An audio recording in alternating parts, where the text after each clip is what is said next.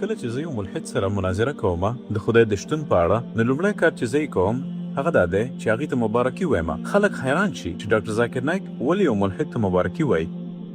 ملحد ته زه مبارکي دې دپاره وایم چې هغه فکر کوي. نور اکثره خلک هغه عیسوي دي ځکه چې پلار یې عیسوي و، هغوی یهودي دي ځکه چې پلار یهودي دی، هغوی هندوان دي ځکه چې پلار یې هندو. ډېر مسلمانان دي ځکه چې پلاران یې مسلمانان وو. دا ملحد فکر کوي او هغه وایي چې هیڅ خدای نشته دی. هغه ته زما د مبارکۍ ویلو دلیل دا دی چې هغه د اسلامي کلمې د اسلامي عقیدې لومړۍ برخه ویلې ده، کومه چې لا اله ده، یعنی هیڅ خدای نشته. نو یوازینی کار چې زه باید وکړم هغه الا الله دی، مګر دا چې الله صرف چې زه به ان شاء الله وکړی شم. پیغمبر صلی الله علیه وسلم د الله رسول دی. نور غیر مسلمانانو لپاره لومړی زه باید هغې ته ثابته کړم چې د کوم خدای عبادت چې هغوی کوي هغه غلط دی او بیا هغوی ته د خدای سم معنی ثابته کړم. دلته زما نیم کار شوی دی. هغه لا د مخه اسلامي عقیدې لومړۍ برخه ویلې ده چې هغه لا اله دی، یعنی هیڅ خدای نشته دی. نو زما نیم کار شوی دی. د هغه چا په مقابله کې چې په غلط خدای باور لري، زما لپاره د ملحد قانع کول د ډیر آسان کار دی.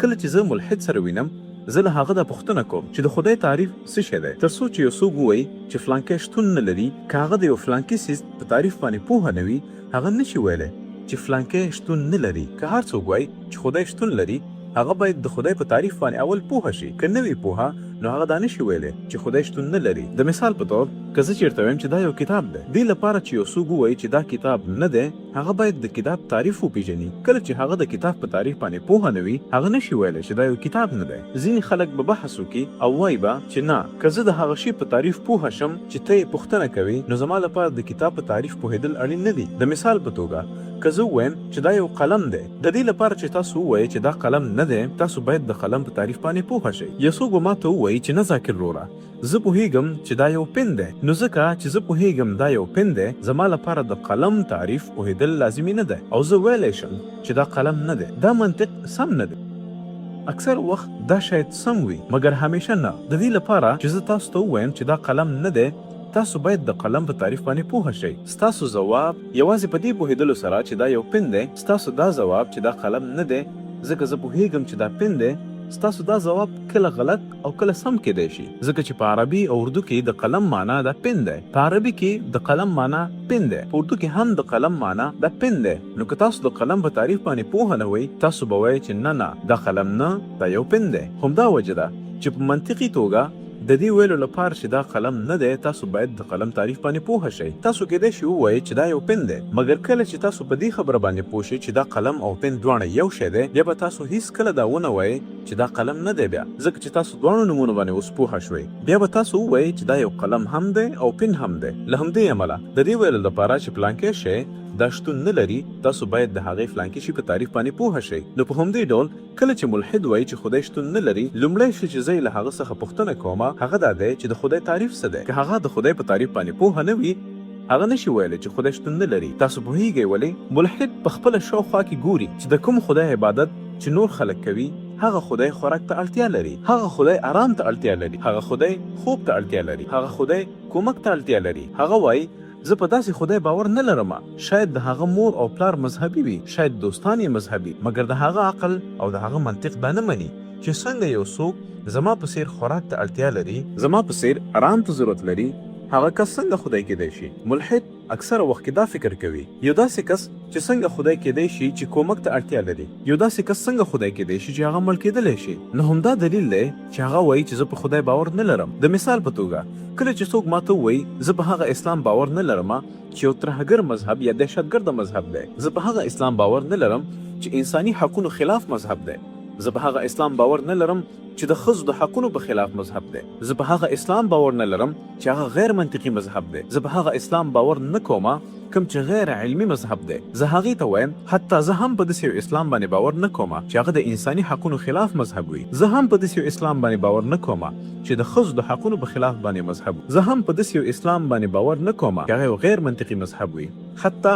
زه هم په داسې یو اسلام باندې باور نه کوم چې هغه یو غیر علمي مذهب وي. مګر د اسلام په صحیح مفهوم باندې پوهېږم. هغه څه چې موږ یې باید وکړو هغه د اسلام د غلط مفهوم ردول دي چې کوم د میډیا لخوا د اسلام باره کې خپور شوی دی. دا سړی دا غیر مسلم کوم چې دا ټولې خبرې کوي، هغه د جعلي اسلام په خلاف باندې دی. هغه اسلام چې د میډیا لخوا خپریږي کوم چې د اسلام اصل تعریف نه دی. داسې یو انسان ته به زه دا خبره کوم چې زه خو اسلام پیژنم، همدا وجه ده چې زه په اسلام باندې باور لرم چې دا د دهشتګردۍ په خلاف باندې یو مذهب دی او د قرآن کریم یو آیات زما د خبرې د ثابتولو لپاره کافي دی. دا په قرآن کریم په سورة المائده 5 نمبر سورت 22 نمبر آیات کې ذکر شوی دی دا چې که هر څوک کوم بل انسان ووژني بغیر له دې چې د قصاص یا په ځمکه کې د فساد د خپرولو په بدله کې وي، نو دا داسې ده لکه هغه چې ټول انسانیت وجلی وي. او که هر انسان د یو واحد انسان هغه ژوند محفوظ کړي، نو دا داسې ده لکه هغه چې د ټول انسانیت ژوند محفوظ کړه. نو قرآن وایي که هر انسان که مسلمان وي که غیر مسلمان کوم بل بیګناه انسان وجنې، که مسلمان وي که غیر مسلمان، دا داسې ده لکه ټول انسانیت چې وجلی کیږي. او که هر انسان د کوم بل انسان ژوند د محفوظ کړي، دا داسې ده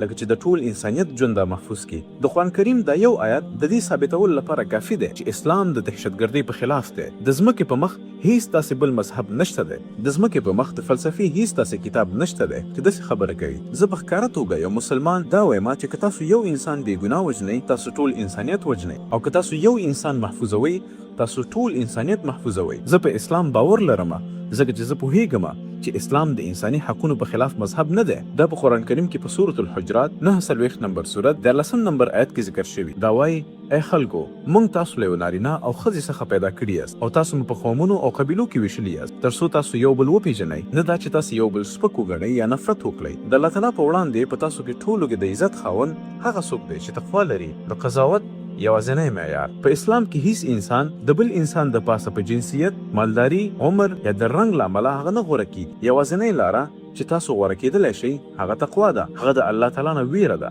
دا د نیکۍ لاره ده، دا د پرهیزګارۍ لاره ده، دا د انساني حقونو په اړه خبرې کوي. زه په اسلام باور لرم ځکه زه پوهیږم چې اسلام هغه مذهب دی چې ښځو ته حقونه ورکوي. ما په اسلام کې د ښځو د حقونو په اړه بیان کړی دی، کوم چې دا موضوع ډیر په تفصیل سره ذکر کړې ده. زه په اسلام باور لرم ځکه چې زه پوهیږم چې اسلام یو منطقي مذهب دی. له همدې وجې نه دا قرآن بار بار وایي چې آیا د عقل خاوندان عبرت نه اخلي؟ آیا بیا هم هغوی ایمان نه راوړي؟ د اولادونو تربیت په هغه وخت کې موږ تاسو ته سختیږي چې کله موږ تاسو په غیر اسلامي ټولنه کې ژوند کوو. مور او پلار د دې نه خبر نه وي چې زموږ اولادونو ته په مکتب یا په ښوونځي کې یا په پوهنتون کې یا په انسټیټیوټ کې څه تدریسیږي. چې کله هم ستاسو اولادونه له دغسې محیط کې ژوند کوي، نو تاسو راځئ قرآن کور آنلاین اکاډمي ته. دلته به د قرآن کور آنلاین اکاډمي درسي مواد، کریکولم، هر څه په دغه ویب سایټ کې تاسو اول مطالعه. انشاءالله اولادونه به داسې درته روزو څنګه چې په مکتب یا ښوونځي کې هغوی سره کوشش کېږي، همداسې به په دغه اسلامي اکاډمي کې موږ هم داسې کوشش ورسره کوو تر څو پورې